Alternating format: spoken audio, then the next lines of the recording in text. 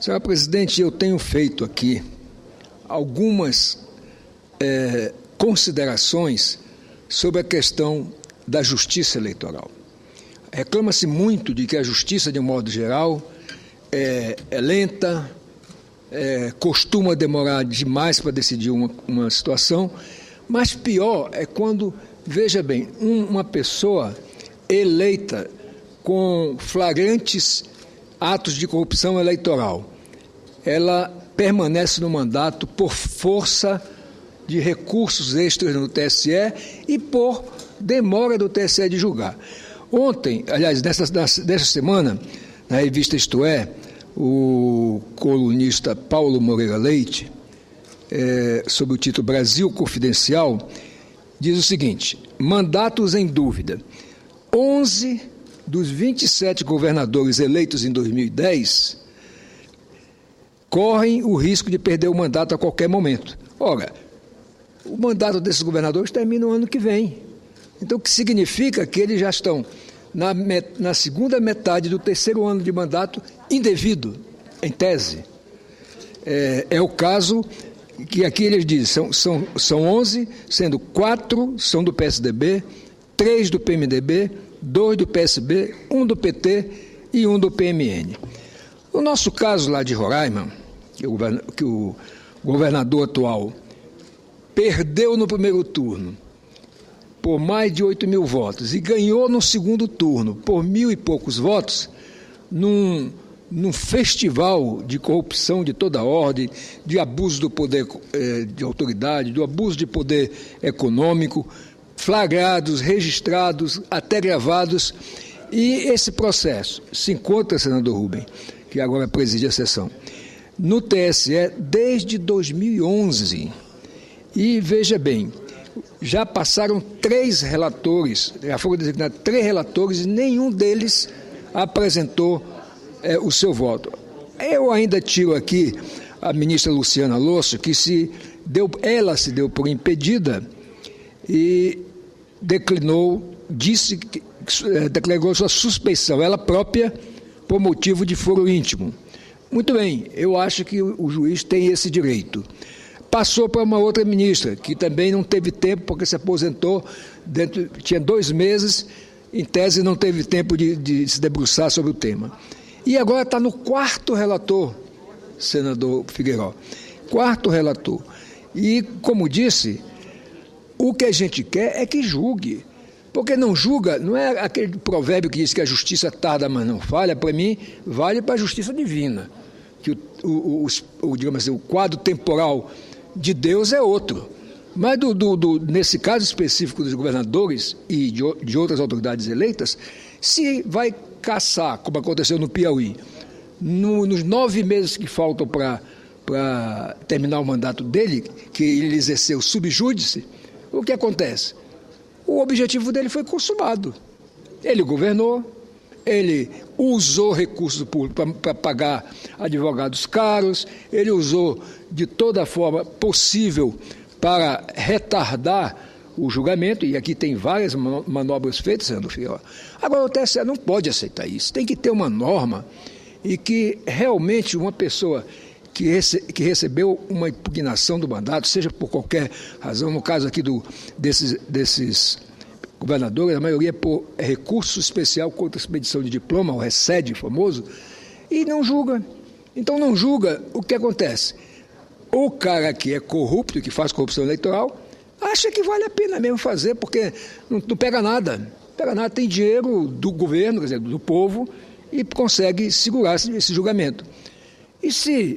O que é que pensa o povo? Não adianta se preocupar de votar em corrupto ou não corrupto, porque o corrupto ganha e vai fazer o mandato, inclusive até perseguindo aqueles que foram oposição a ele. Então eu queria aqui, mais uma vez, fazer um apelo ao Tribunal Superior Eleitoral que põe em julgamento, aqui eu não estou entrando nem no mérito da questão, se vão condenar ou absolver o governador, embora eu duvide muito que encontrem argumentos, até o relatório do Ministério Público disseca um conjunto, um rosário de crimes eleitorais praticados pelo governador do meu estado. Então, na verdade, eu espero, e até em função disso, senador Figueiredo, eu apresentei uma emenda constitucional, que ainda está na CCJ, que torna a carreira de juiz eleitoral, aliás, que torna a justiça eleitoral uma justiça de carreira, que isto é, a pessoa não vai ser como é hoje. Nós temos nos TREs, nos estados, nós temos os prédios construídos, inclusive no meu menor estado, um prédio bonito que está sendo ampliado, inclusive. Temos o quadro de funcionários efetivos, temos o quadro de funcionários comissionados, mas os juízes são emprestados e numa espécie de rodízio.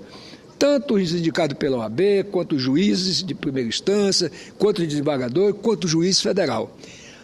Lá na CCJ tem 2 emendas constitucionais objetivando, em tese, melhorar a questão do funcionamento da justiça eleitoral. Aliás, quero me valer aqui de uma frase do ministro Marco Aurélio, que chegou atrasado numa reunião do TSE, porque estava no julgamento do mensalão.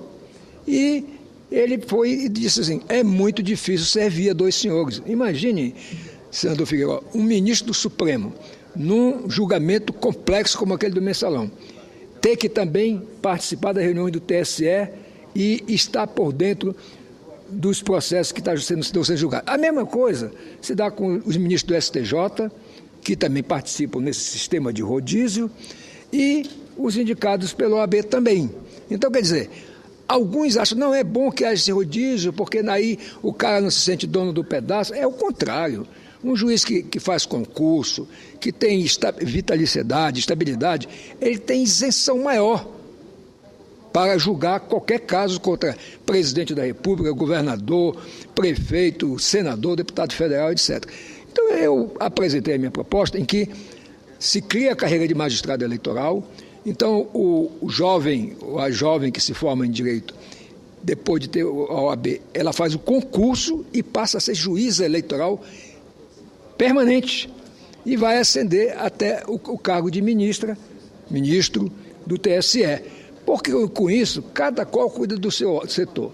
O STJ tem suas obrigações, o Supremo tem as suas, a OAB poderá continuar indicando, mas na hora que ela indicar o 5º Constitucional, o que vai acontecer? Esses advogados passarão a ser vitalícios, como os juízes federais.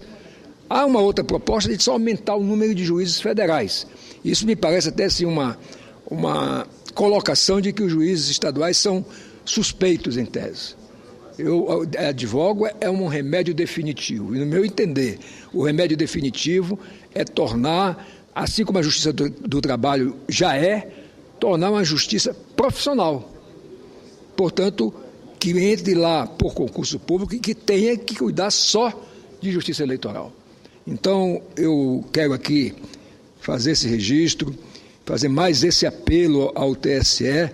Inclusive, me surpreendeu, senador Figueiredo, que 11 dos 27 governadores eleitos em 2010 estão com processo. E o mais adiantado é o do meu estado, porque, como disse aqui, já passou por 4 relatores. Não, está no 4º relator. O atual ministro Castro Meira não apresentou ainda o seu voto nem o seu parecer. Então, eu quero fazer um apelo, tanto ao TSE quanto ao ministro em especial, que é aquela história, não deixe perder o objeto desses recursos, porque daqui a pouco termina o mandato desses governadores e, repito, fica na cabeça do eleitor que o cara fazer corrupção é normal. É normal. A justiça está passando para o eleitor que é normal fazer corrupção eleitoral, porque ele termina tendo o seu mandato exercido, mesmo sub judice, com todos os poderes, empregando um monte de funcionários em folha especial, cargos comissionados. Então, é muito importante que nós aprovemos essa PEC, mas antes que o TSE aprove, examine e julgue o processo do governador do meu estado, que está lá, repito, o recurso desde março de 2011. Então, no mínimo, isso é um descaso, no meu entender, pelo processo eleitoral, pela democracia, e ajuda só os corruptos. E realmente deixa desalentado o eleitor comum, porque ele diz, o fulano lá roubou abertamente na eleição, mas não adiantou de nada, ele continuou, ele não foi cassado. Então eu queria terminar pedindo a Vossa Excelência que autorize a transcrição como parte do meu pronunciamento dessas matérias a que eu me referi, inclusive a nota do jornalista Paulo Moreira Leite. Muito obrigado.